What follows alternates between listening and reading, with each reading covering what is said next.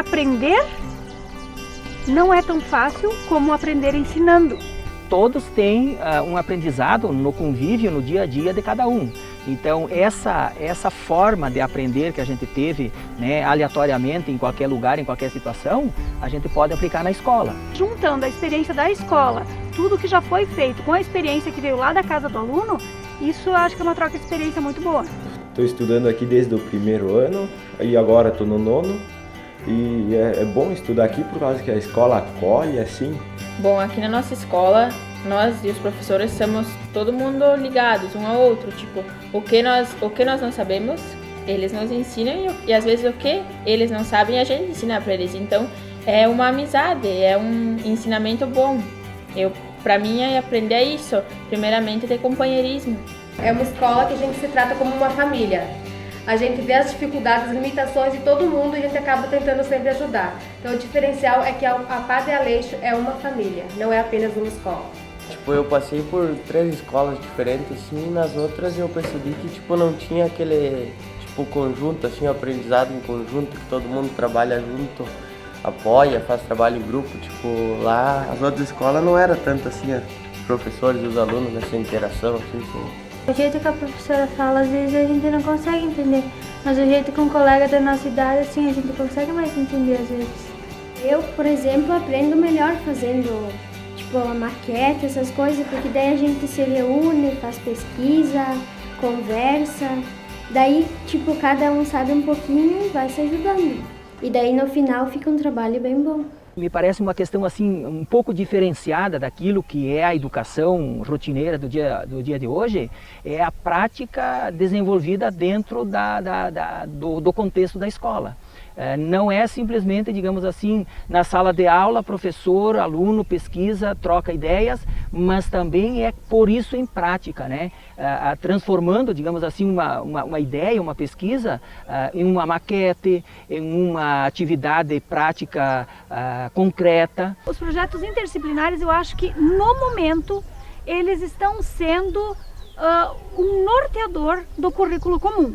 Nós temos as práticas e paralelamente, junto, não separado, mas junto, um lado ao outro, tem também o currículo comum com projetos interdisciplinares, onde primeiro se ouve quais são as expectativas do aluno. A própria maquete que foi construída sobre o Rio Grande do Sul iniciou por causa que eles não sabiam qual era a altitude de Ibiraiaras. Então vamos descobrir qual é a altitude de Ibiraiaras. Mas para descobrir a altitude de Ibiraiaras temos que fazer desde baixo. Relatar aquela questão da cisterna, por exemplo. Houve uma discussão interna para a localização da cisterna. Foi escolhido na frente da escola para quê? Para chamar a atenção das pessoas que ali chegam e visualizar aquele trambolho que tem ali, né? O que é isso aí? Ah, é uma cisterna. Então desperta o interesse das pessoas que também chegam até aqui, né? Para saber o que é essa cisterna, para que serve. A história da Escola Padre Aleixo, a caminhada feita, deixou uns rastros muito bons, conhecendo todo o processo que ela fez e o que isso significou e o que significa até hoje. Isso traz um monte de elementos muito úteis para a gente discutir hoje o papel da educação, o papel da família e o papel de todos os cidadãos, de todas as entidades na nossa luta de ter qualidade de vida, mas não só para nós e para os outros seres e para o planeta como um todo.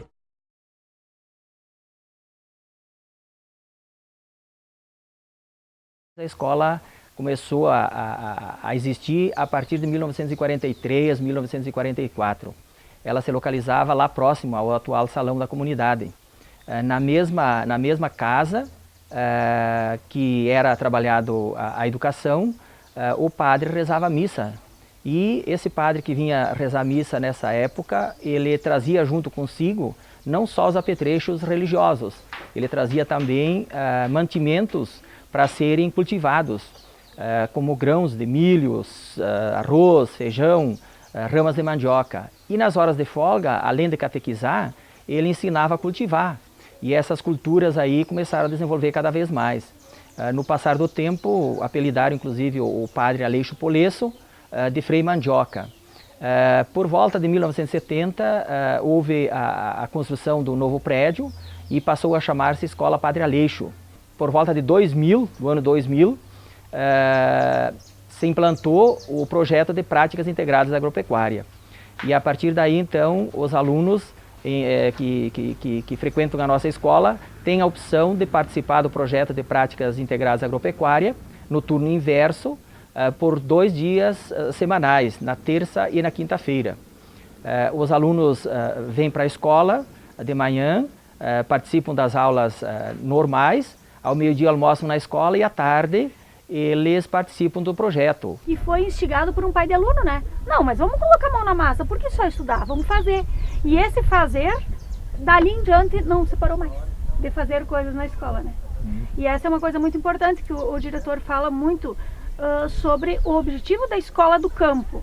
Afinal de contas, escola da cidade, escola do campo. Qual é realmente o objetivo da escola do campo, será? Né? Então, além dos conteúdos normais, além de toda a parte metodológica, além de toda essa parte interdisciplinar que ela é interessantíssima para fazer, mas o que diferencia a escola do campo e a escola da cidade? A escola do campo, ela precisa necessariamente mexer com a terra. Isso aí me ajudou muito, primeiramente, para mim ter uma decisão, a profissão que ia seguir. Hoje eu sou técnico agrícola, isso desde a 5ª série, comecei a estudar aqui, eu fiz até a 8ª e continuei. Fiz o 1º, o 2º e o 3º no outro colégio agrícola e hoje levo coisas que eu aprendi na 5ª série até hoje me ajuda o meu sobreviver, né? Eu acho que essa questão da prática é o que sustenta, né, todo o trabalho que o colégio faz.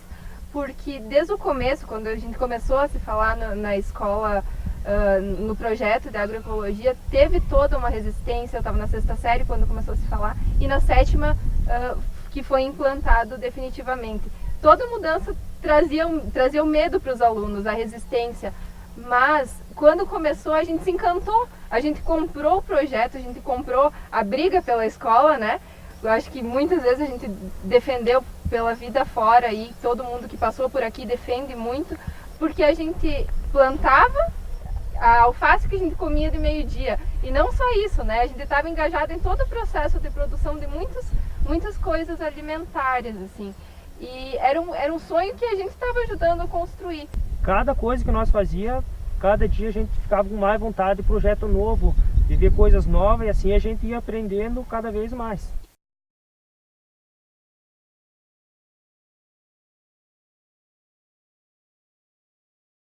Aquele foco, né, dado para a preservação ambiental, né, para a produção de alimentos saudáveis, alimentação limpa, né? Então, assim, isso tudo a escola veio acumulando a partir de experiências, né, e contribuições que realmente, né, a gente tem que falar no nome do CETAP, que é uma ONG aí que tem colaborado muito com a nossa escola nesse sentido, né?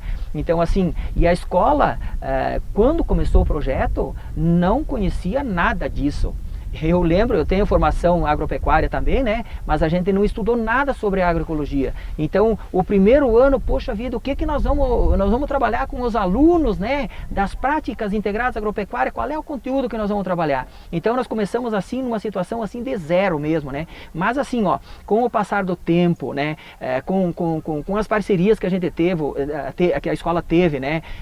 Com essa presença do CETAP na escola, né? A escola foi crescendo e podemos dizer assim, até de passos largos, né? Porque a educação não é uma coisa que se faz de hoje para amanhã, ela é demorada, ela é lenta. As práticas integradas da agropecuária surgiram, aí teve todo um apoio das parcerias e aí começou a fluir, começou a trabalhar e começou a ter esse encantamento por parte dos alunos, por parte dos professores de práticas, porém estavam tanto quanto distante o currículo comum, digamos assim, matemática, história, geografia, educação física, português, né? As matérias, ciências e assim por diante.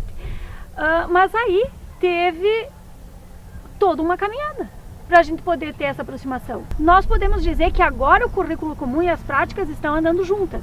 Por quê? Uma vez nós falávamos sobre a questão da fome e vinham os livros didáticos falando sobre São Paulo, sobre o Rio de Janeiro, né? E hoje não. Hoje nós já temos livros didáticos referentes só à escola do campo, mas nem se usa mais. Porque os projetos se tornaram tão interdisciplinares que o livro didático se tornou obsoleto. Porque a bagagem que as pessoas trazem de casa é muito maior do que os livros didáticos. Vamos fazer um probleminha de matemática, por exemplo. Uma vez se usava. Fui no mercado, comprei 1 quilo de farinha. Hoje não, você vai fazer um problema de matemática e a professora diz assim, qual é a área do canteiro que eu vou ter que plantar para colher 5 quilos de cebola? Muito se fala hoje em dia que o caminho do futuro, para se construir o futuro, uma nação melhor é a educação, né? E se a gente tem a escolha por se fazer uma educação com uma consciência social, ambiental e conseguir fazer com que o colégio tenha um engajamento com a sua comunidade, consiga se posicionar no ambiente e fazer com que o aluno se sinta valorizado por morar no meio rural e não marginalizado, esse é o caminho, né? Todos os que estavam na sala de aula nesse ano de 2015 falaram que se sentiam muito orgulhosos de ser agricultores. Eu levantei essa questão porque na minha época estava se passando por essa transição de que morar no meio rural era vergonhoso, ou que isso ou que aquilo. E a partir desse momento a gente começou a viver o orgulho de ser você ou de ser o meio onde você vive que produz o alimento que movimenta o Brasil.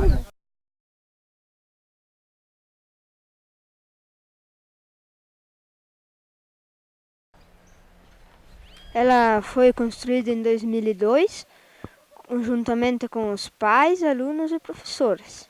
Então aqui no começo do ano foi dado uma removida na terra com o mica do trator, depois foi marcado os canteiros, e foi feito os canteiros emparelhado com ancinho, botado uma camada de composto orgânico e uma camada de palha. Aí foi plantado as mudas de alface, todo ano tem beterraba, alface de diversos tipos, e daí cada mês que tem, por exemplo, agora tem o pepino e o tomate, daí a gente planta no mês certo para produzir mais. Também tem a produção de mudas, aqui é usado mais para a produção de mudas de flor, e lá tem a produção de mudas frutíferas e mudas nativas da região. A irrigação ela é feita por gotejamento nos moranguinhos e microaspersão no restante da estufa, e ela é usada a água da cisterna. Essa agrofloresta foi feita em 2005, tem 17 tipos de árvores frutíferas nativas da região. Os alunos que tinham em casa as mudas levavam aqui e foi plantada na agrofloresta. O maior objetivo dela é que ela, com o passar dos anos, continue produzindo frutos, né? E frutos da nossa região, que geralmente a gente não dá valor, né? Mas que tem um valor agregado muito grande, nutricional fora de série, né? E que é possível a gente criar essa cultura de aproveitar essas frutas, que com elas tragam mais uma renda para nós, ou um alimento mesmo para a família, tá? Complementar a alimentação da família.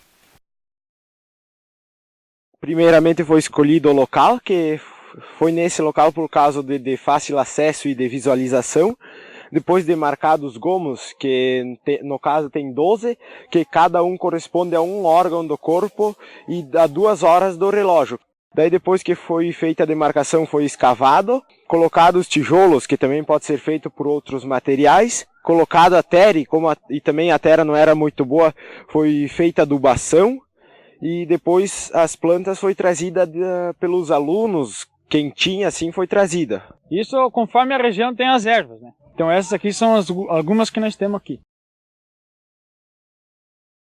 Foi feita por alunos e professores da escola, composteira da cozinha.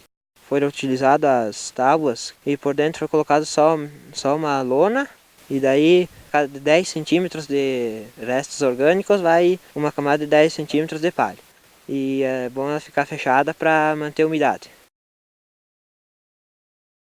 O esterco vem dos produtores aqui do entorno da escola, né? Quem tem disponível, que doa para a escola. Então a escola vai para lá, carrega lá ou ensaca, faz o processo de poder trazer para cá. E daí chegando aqui a gente monta a compostagem. Nesse processo de 10 centímetros de esterco, 10 de palha, e vai levantando o camalhão aí o tamanho da necessidade de cada um. Então esse aqui é o galinheiro móvel. Ele foi tirado de uma ideia que a escola fez na Expo Inter. E lá foi conhecido o trator de galinhas, que era um posto colocado fixo, e daí tinha um corredor que levava até os pomar de maçã, e tinha parreiral também. E daí a escola adaptou a realidade e fez o galinheiro móvel, que é uma estrutura de aço embaixo com material reutilizado e doado pelos alunos. Depois de cada aluno das práticas levou uma galinha, e foi escolhido o local, localizado na agrofloresta, e foi posto lá no local. e elas fazem o controle dos insetos, bichos, o controle biológico das formigas e comem o azevém e evita também de nós ter que ir lá e roçar.